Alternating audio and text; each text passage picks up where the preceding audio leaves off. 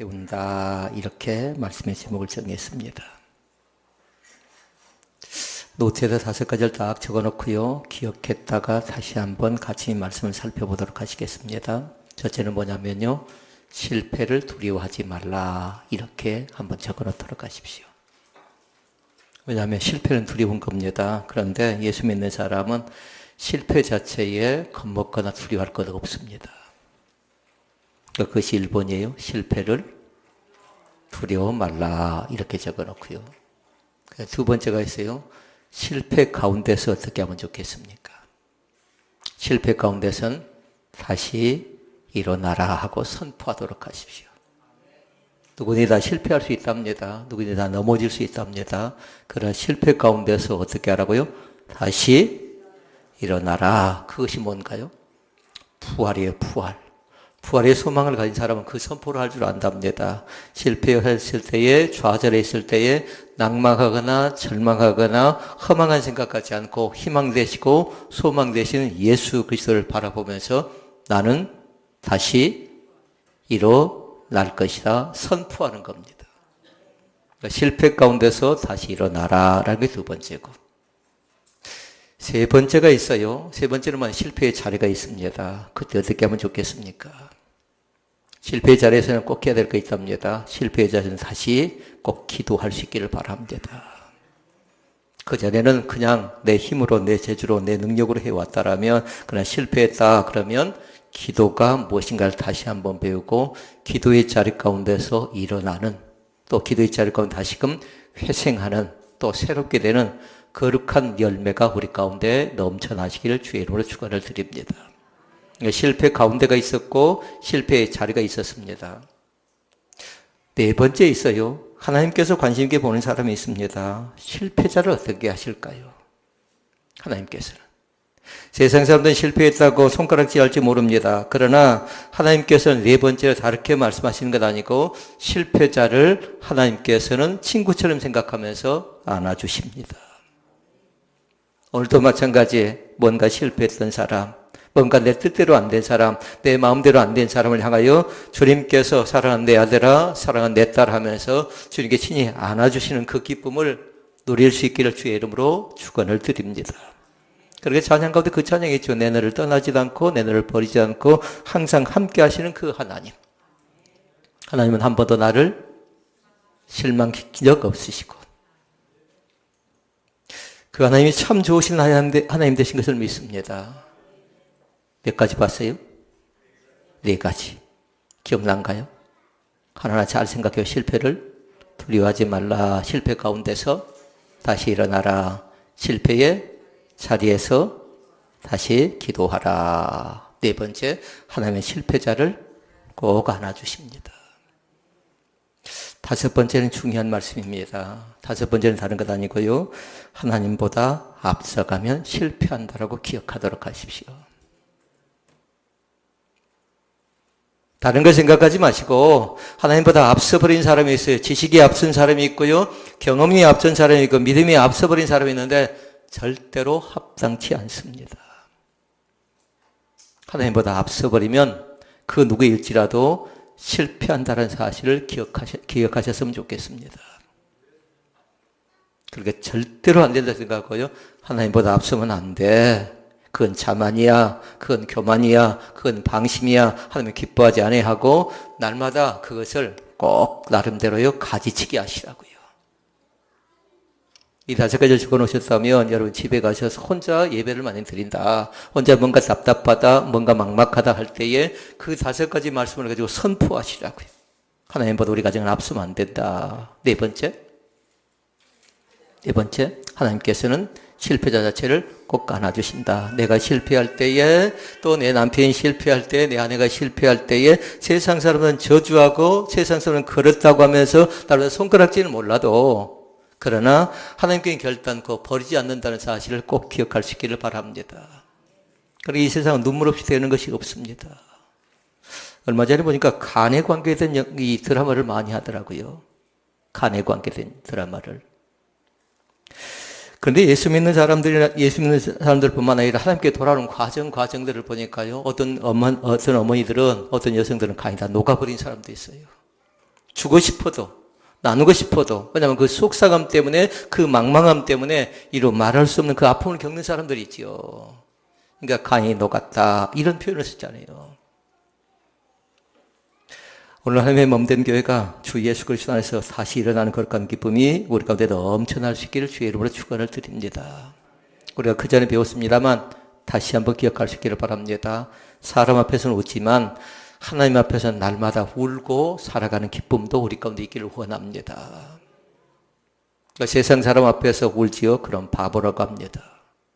세상 사람 앞에서 울지요? 그러면 저 사람은 못난이라고 할 수 있습니다. 그러나 하나님 앞에 가서는 우시라고요. 두 가지 때문에 그런 겁니다. 하나는 뭐냐면 나 같은 사람을 구원해 주신 것 감사한 마음으로 우시고요. 또 하나는 우리가 가지고 있는 기도의 제목들이 있어요. 사람들에게 말을 하지 못합니다. 또 가장 가까운 사람에게도 고백하지 못합니다. 그 안타까움이 있거든요. 그 기도 가지고 나가서 하나님 앞에서 간절한 마음으로 기도하며 울 때에 주님께서는 우리의 기도 가운데 상달해주는 거룩한 기쁨이 있다는 사실을 놓쳐버리지 않기를 원합니다. 주님께서 우리 기도 가운데 함께 하십니다. 그러니까 때로는 우리에게 눈물이 필요하고 때로는 시간이 필요하고 때로는 여러 가지 모양으로 사건, 사고가 필요할 때도 있습니다. 그러나 지금 주님 앞에 바르게 설 수 있는 귀한 축복이 우리 가운데 넘쳐날 수 있기를 주의 이름으로 축원을 드립니다. 한번 잘 기억해 보도록 하십시다. 여러분 언제 어느 때 무엇 때문에 실패하셨습니까? 제 방에도 열쇠가 하나 있습니다. 근데 그 열쇠를 제가 버리지 못했습니다. 그 뭐냐면요. 그 열쇠로 인해서 그것으로 인해서 사고가 큰 사고 나서 하마터면 생명을 잃을 뻔한 적도 있거든요. 저 얘기가 아니에요. 우리 교인의 얘기거든요. 정작 본인은 잘 모를 수 있어요. 그런데 그 열쇠 하나가 그것으로 인해서 그 가정 자체가 엉망이 될 가능성도 있었고요. 만약에 그 사람이 거기에 생명을 잃었다면 하나님 나라 갈 가능성도 얼마든지 있었거든요. 그러니까 그 실패했던 것, 그 아팠던 것, 그것을 잊지 않게 해서 제가 그 가정을 생각할 때 그 가정이 누군지 그분은 잘 모를 수 있어요. 사랑하는 성도 여러분, 그때를 잃어버리지 않기를 원합니다. 그 자리를 다시금 들어가지 않기를 원합니다. 이스라엘 백성들이 사사기의 말씀해 보니까 어떻게 하던가요? 계속해서 반복하죠, 죄를. 그러면 하나님께 또 어떻게 합니까? 범죄하면 하나님이 진노하고, 그러면 또 살려달라고 그들 자신들이 탄식하고 통곡하면 하나님께서 구원해주고, 그게 사이클이잖아요. 그러나 사랑하는 우리 믿음의 성도들은요, 결단코 우리의 죄가, 똑같은 죄가 답습되지 않기를 원합니다. 반복된 죄를 계속 짓는다. 그건 뭐냐면 습관일 가능성이 있거든요. 그러나 누군가는 결정을 해야 돼요. 언젠가는 결정해야 돼요. 언젠가는 다짐해야 돼요. 이것 자체는 안 된다. 이것이 계속 우리 가정에 머무르게 되면, 내 몸과 내 습관 가운데 머무르게 되면 우리 가정은 이것 때문에 망할 수 있다라고 선포하시면서요, 한 번에 누군가는 결정을 해야 됩니다. 특히 사순절 기간 동안에 우리의 귀가 즐거웠으면 좋겠습니다. 귀가 즐거우면 어떻게 해야 될까요? 귀가 즐거우려면 다른 것 아니라 좋은 것을 많이 들으시라고요. 우리의 눈도 즐거웠으면 좋겠습니다. 우리의 눈이 즐거우려면 다른 것 아니라 좋은 것을 많이 보시라고요. 볼 수 있을 때요. 들을 수 있을 때 많은 것을 많이 듣기도 하고 많은 것을 보기도 하고요. 우리 입도 즐거웠으면 좋겠습니다. 우리 입으로 음식을 맛있게 드시라고요. 우리 입을 가지고 좋은 말을 많이 하시라고요. 그리고 우리의 몸도 마찬가지로 즐거워해야 돼요. 우리의 몸은 뭐든가요? 하나님께 주신 이 몸 자체를 통해서 마음껏 우리의 건강 관리하시고 그 건강을 통해서 하나님께 영광을 돌려드리는 그런 복 있는 사람들이 될 수 있기를 주의 이름으로 축원을 드립니다. 우리의 마음도 즐거웠으면 좋겠습니다. 약한 자를 볼 때에, 어려운 자를 볼 때, 내 것을 나누었을 때 그 마음이 기쁜 것처럼요. 그래, 그 5가지가 즐거웠으면 좋겠어요. 때로는 눈이, 때로는 귀가, 때로는 입이, 때로는 몸이, 때로는 마음이. 무엇이 어디서 어떻게 잘못되는가 잘 한번 살펴보라고요. 눈을 바른 시야를 갖지 못한 사람 모든 게 삐딱합니다. 그러면 모든 것이 다 엉망이랍니다. 그런데 어떤 사람은 또 좋은 것을 봅니다. 귀한 것을 봅니다. 똑같은 사건임에도 불구하고 어떤 사람은 참 엉망이다. 어떤 사람은 그것의 가능성을 발견하는 사람도 있지요. 우리 믿음의 사람들은 긍정의 눈으로 바라보고요. 그것 자체를 소망의 눈으로 바라보시고 믿음의 눈으로 바라볼 수 있는 귀한 은혜가 우리 가운데 넘쳐날 수 있기를 주의 이름으로 축원을 드립니다. 말씀은 세 가지입니다.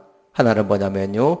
범죄는 하나님께서 기뻐하지 않습니다. 공동체 가운데 범죄가 있습니다. 아간의 범죄가 있습니다. 이 죄 자체는 그 한 사람의 죄라 생각하지 말고 그 한 사람의 죄 때문에 전쟁 가운데 실패한다고요. 그래서 여러분 노트에다가 그렇게 딱 적어놔야 돼요. 내가 짓는 죄 가운데 가장 큰 것이 뭔가를 잘 보라고요. 내가 짓는 죄 가운데. 그 다음에 두 번째가 있어요. 두 번째는 뭐냐면요. 다른 것 아니라 자만심도 안 됩니다. 뭔가 좀 할 수 있다고, 뭔가 해봤다고 너무 자만을 갖는 사람 많지요. 다른 사람보다 앞서려고 하는 것도 자만이고요. 하나님께 나름대로의 그 사실에 대해서 내가 전에 해봤으니까 하고 우쭐대는 것도 마찬가지로 자만이고요. 그다음에 세 번째 사실이 있습니다. 반드시 지극히 작은 일일지라도 하찮은 일일지라도 꼭 하나님께 여쭙는 습관이 우리 가운데 있기를 원합니다.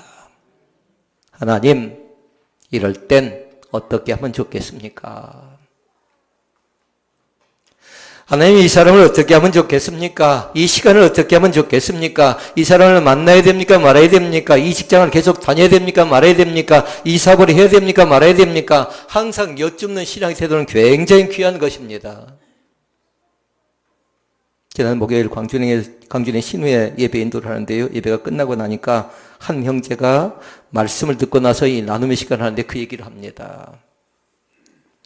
그 자신이 전에는 지극히 작은 것일지라 늘 물었답니다. 하나님께. 아침 일어나서 묻고 한낮에 또 활동하다 묻고 또 해질 때 묻고 밤자리에 들어가면서 나름대로 하나님께 묻고 지극히 작은 것이라 물었는데요. 어느 날 뒤돌아보니까 하나님께 묻는 습관이 사라져버렸더래요. 그러면서 다시 깨닫기 시작합니다. 이젠 지극히 작은 것일지라도, 지극히 하찮은 것일지라도, 다른 사람 볼 때 얘게 그것도 다 물어 할 정도로 내가 그전에 해봤던 그런 가능성이 있는 것일지라도 늘 묻는 습관을 우리 가운데 가져갈 수 있기를 바랍니다. 하나님이 그 사실을 중시 여깁니다. 물을 때요. 그러면 먼저 말씀 보십시다. 죄는 왜 그 범죄를 하나님께서 귀하게 보실까요? 죄 자체는 다른 것 아니라 하나님이 기뻐하지 않습니다. 하나님이 받지를 않습니다. 그것에 아무리 귀한 열매가 있다고 할지라도, 아무리 귀한 것을 가지고 나왔다 할지라도 그 속에 죄가 있지요. 그건 깨끗이 못하고 정결하지 못하기 때문에 하나님께서 받지를 않습니다. 그리고 먼저 해야 될 건 다른 건 아니라 죄에 대한 부분을 청산하시라고요. 며칠 전에 5.18의 주범이었던 한 분이 오셨지요, 법원에. 그래서 우리가 사진을 누군가 2장 딱 올려놨더라고요. 그분들이 모습이라면서 이렇게 올려놨습니다. 근데 너무나도 많이 바꿔져 버렸더라고요, 너무나도. 그러면서 그분이 그렇게 표현해놨습니다. 선한 구석이라고는 얼굴 표정을 쭉 살펴보니까 남편도 그렇고 아내도 그렇고 선한 부분이 도무지 발견된 부분이 없었대요. 우리가 한 인물을 평가하거나 탓하거나 그럴 마음은 없습니다만 그 속에 나름대로 감춰진 죄가 있기 때문에 그들이 편했겠습니까? 그들이 음식을 먹어도 마찬가지고 밤에 잠을 잘 때도 마찬가지고 아무리 호의호식하고 대골 같은 집에 산다 할지라도 그들의 마음속에 죄가 꿈틀거리겠는데, 그러고 예수 믿는 사람은 반드시 해야 될 거 있습니다. 죄에 관계된 부분이요, 반드시 자백할 수 있기를 바랍니다. 만일 우리가 우리 죄를 자백하면 저는 미쁘시고 그러우사 우리 죄를 사하신답니다. 용서하십니다. 아무리 큰 죄를 할지라도 우리의 죄를 용서하시고 지극히 작은 것일지라도 무시하지 않고 내가 이 죄를 저질렀습니다 하고 고백하면 주님께서 용서하신다는 사실을 꼭 깨닫고요. 그럼 용서하고 나면 2가지가 우리 가운데 주어진답니다. 하나는 자유입니다. 아멘.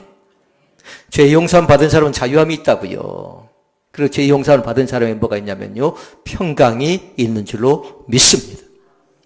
죄를 짓고 나면 불안합니다. 염려가 됩니다. 근심이 됩니다. 그런데 죄를 자백하지요. 내가 그 일을 잘못했다라고 고백하는 순간 그 죄 가운데 자유함을 얻게 되고 평강을 얻게 된다는 사실을 믿을 수 있기를 바랍니다. 둘째, 자만심은 안 됩니다. 금물입니다.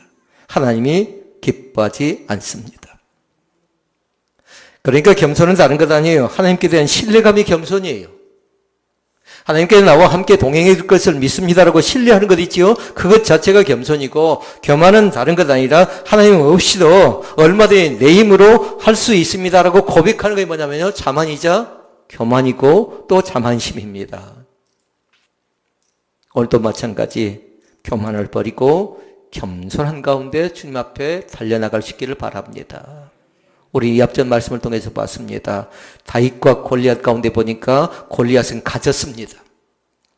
또 여건과 상황이 좋습니다. 그러니까 자기 힘으로 하려고 합니다. 자기의 재주로 하려고 합니다. 그것은 교만이었고요. 다윗은 가능성이 없어 보입니다. 그러나 그럼에도 불구하고 그 자신이 어떻게 합니까? 자기의 힘이라든가 재주라든가 능력이라든가 자기의 것을 의지하지 않고 만군의 여호와의 이름으로 나갑니다. 그것이 겸손입니다. 오늘 우리도 그렇게 살아가는 귀한 축복이 우리 가운데 나타날 수 있기를 주의 이름으로 축원을 드립니다. 세 번째, 누구에게 물으시라고요? 하나님께. 지극히 작은 것일지라도. 아이성이 연약합니다. 아이성이 여러 가지로 부족합니다. 그런데 하나님께서 이 전쟁을 할까요 말까요 물었더라면 하나님께서 그렇게 말씀하셨을까요? 다른 것 아니라 아이성을 쳐들어갈 때에, 아이성을 점령할 때 잠깐 동안 멈춰 생각하라고 말씀하셨을 거예요. 그런데 그들은 묻는 것이 없었습니다. 뭐요? 자신이 있었으니까. 우리의 표현은 자신으로 가지만 그 속에 뭐가 들어있어요? 자만이 들어있고 교만이 들어있고 우습게 보고 깔보고 있는 거죠. 그리고 여지없이 무너집니다. 그래서 다시 말씀드립니다. 반드시 묻도록 하십시다. 오늘 집을 나서기 전 기도했나요? 뭔가 봉사를 할 때도 마찬가지, 기도보다 앞서면 안 됩니다. 예배도 마찬가지고 말씀도 마찬가지고 찬양도 마찬가지고 기도보다 앞서지 않기를 주의 이름으로 축원을 드립니다. 꼭 묻는 습관을 들여야 됩니다. 하나님 동쪽 갑니까? 서쪽 갑니까? 남쪽 갑니까? 북쪽 갑니까? 세상 사람들은 그거 어떻게 한가요? 손바닥 올려놓고 침 뱉어놓고 손 딱 치대요. 그렇게 인도를 받답니다. 그럼 우리 믿는 사람들은 그것이 어리석다는 금방 알 수 있습니다.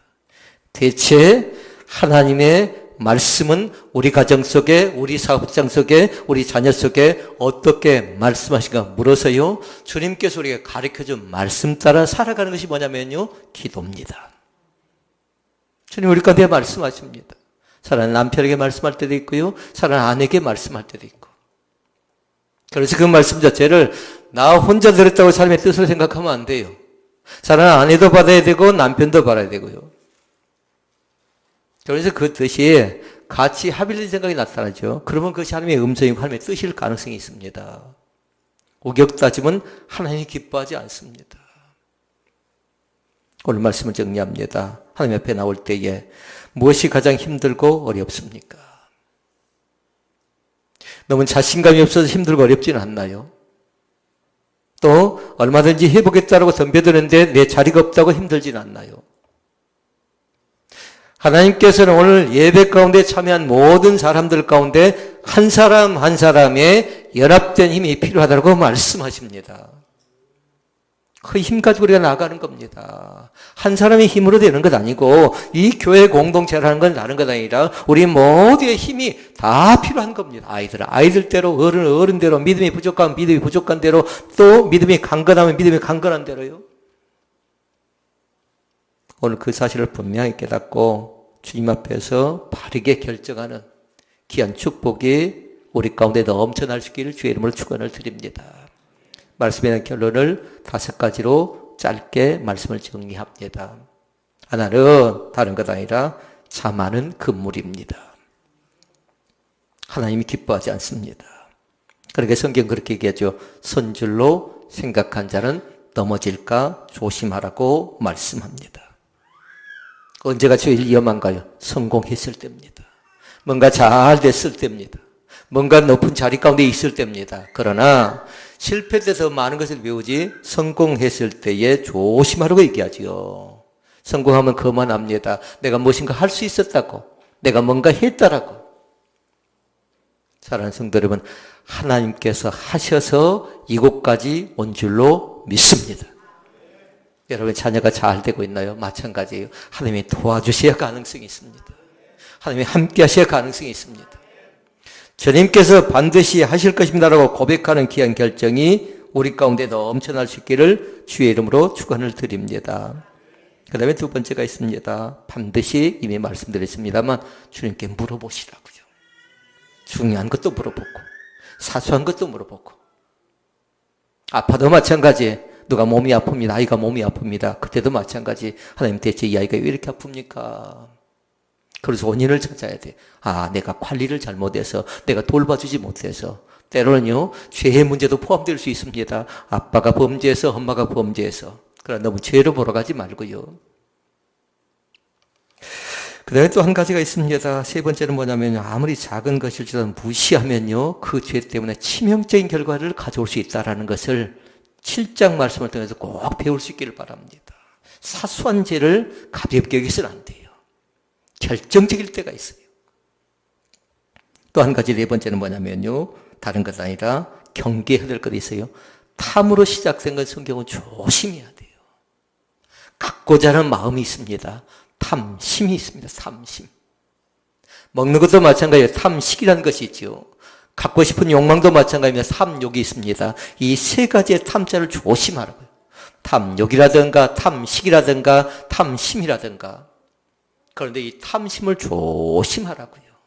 여기에 걸려들게 되면요, 우상 숭배하는 죄까지도 빠져갈 가능성이 있습니다.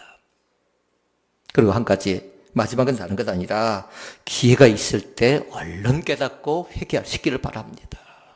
아가를 뽑아낼 때 좀 어쩌든가요? 계속해서 차근차근 선별해가고 선택해 나가죠. 그거 뭘까요? 기회를 준 겁니다. 너 빨리 회개하라는 겁니다. 오늘 사랑하는 성도들 가운데 만약에 이 메시지가 들려오면요, 그 메시지를 통해 새롭게 회개하고 새롭게 고백하고 새롭게 다짐할 수 있기를 바랍니다. 주님께서 우리를 통해 다시 한번 믿음의 자리 가운데 우리를 세우시기를 원하십니다. 하나님은 오늘 또 나에게 말씀하십니다. 내가 너와 함께 하겠다라고. 하나님은 오늘 또 우리 가운데 날마다 말씀하십니다. 내 너를 떠나지도 않고 내 너를 버리지도 않겠다라고 말씀하십니다. 하나님께 또 말씀하십니다. 너와 항상 동행하겠다라고 말씀합니다. 항상 지켜주시고 도와주시고 살펴주신 그 하나님. 그 하나님이 참 좋으신 나의 하나님. 참 좋으신 나의 하나님. 참 좋으신 우리의 하나님, 참 좋으신 믿음의 사람들 뿐만 아니라 하나님을 알기를 갈망하는 모든 사람들의 하나님 되신 것을 믿습니다. 하나님 앞에서 바르게 신앙생활하고 하나님보다 앞서가면 절대로 안 된다는 사실을 기억하시면서요, 믿음으로 승리하는 거룩한 기쁨이 넘쳐날 수 있기를 주의 이름으로 축원을 드립니다. 기도하시겠습니다.